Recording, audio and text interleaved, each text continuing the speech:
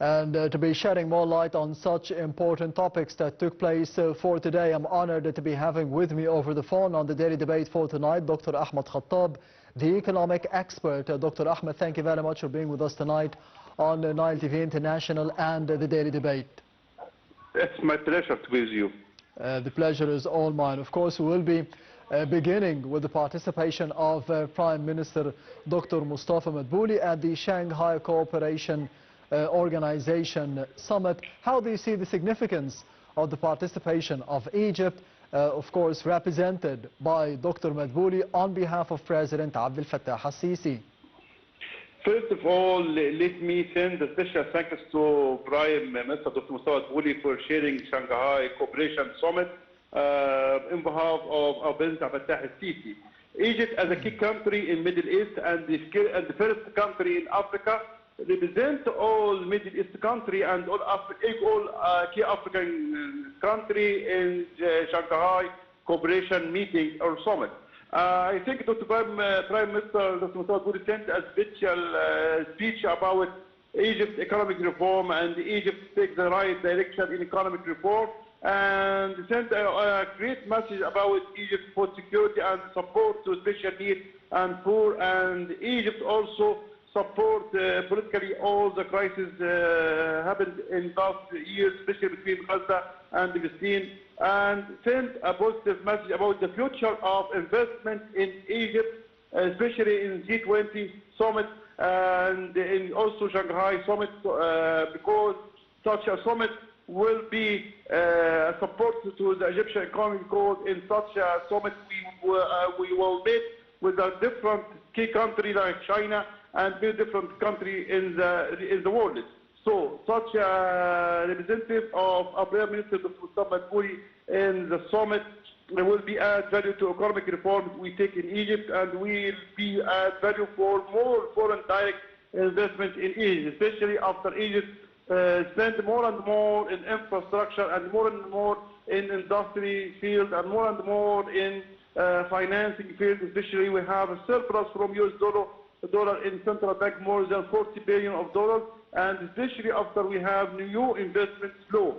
Prime Minister Dr. Mustafa Madbouli sent a positive message about the food security in Egypt, about the economic stability in Egypt, and also about the political stability in Egypt, especially with the Prime Minister of China. And I think the last dinner with the President of China also reflected the very solid relation between Egypt and China, and also the very strategic relation between Egypt and China, especially in the field of economic and political and all fields like education and health care. Dr. Prime Minister Mustafa Madbouli in a dinner also sent a lot of messages related to Egypt effort related to encouraging economy. Shanghai Cooperation Organization Plus Summit which ran from 1 of August till 1st of September, attended by Prime Minister and a lot of the Shanghai Cooperation Organization Plus Summit on behalf of business city. The summit also will take a lot of key points related to Egyptian economic reform, and also will be add value for attracting more foreign direct investment, especially from China and from Russia and from Belarus also, and from many countries participated in this summit.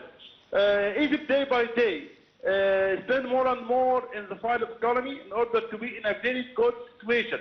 Egypt growing rate is still positive, around 4%, and we aim to reach to 6% by the first of 2026.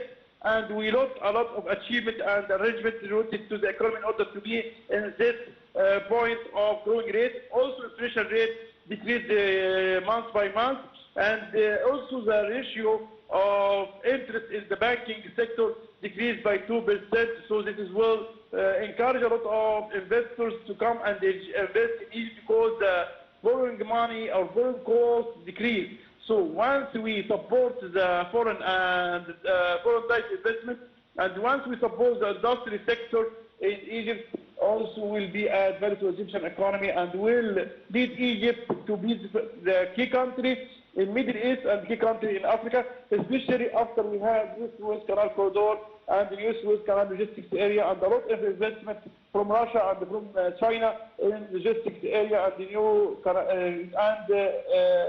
in Egypt, especially last year. We sent the message we have a lot of challenge to start. A lot of many different industries, especially car industry, electricity, solar energy industry, also in Egypt. A lot of industry related to green ammonia or green economy. So once we take this file in our meeting in Shanghai, presented by Prime Minister Dr. Mustafa, so we send the message: Egypt is an open market, so please come. And please come and eventually, because we are stable 100%, and Egypt is an open market, and Egypt is a yes, Dr. Ahmed, Dr. Ahmed Khattab, the economic expert. Thank you very much for being with us tonight on the Daily Debate and Nile TV International. We will be heading to the first report of the program for tonight. As I mentioned, we'll be focusing on the main topic and the decision by the Egyptian Central Bank to be cutting and slashing the interest rates by 2%, how this will be affecting the markets here in Egypt for the benefit of the Egyptian citizen, how to be easing the inflation. And of course, after the break and after the upcoming report, I'm honored to be having with me over the program Engineer Mustafa Al-Nagari, the development and economic expert. So stay tuned for the first report, and we will be right back with you after it.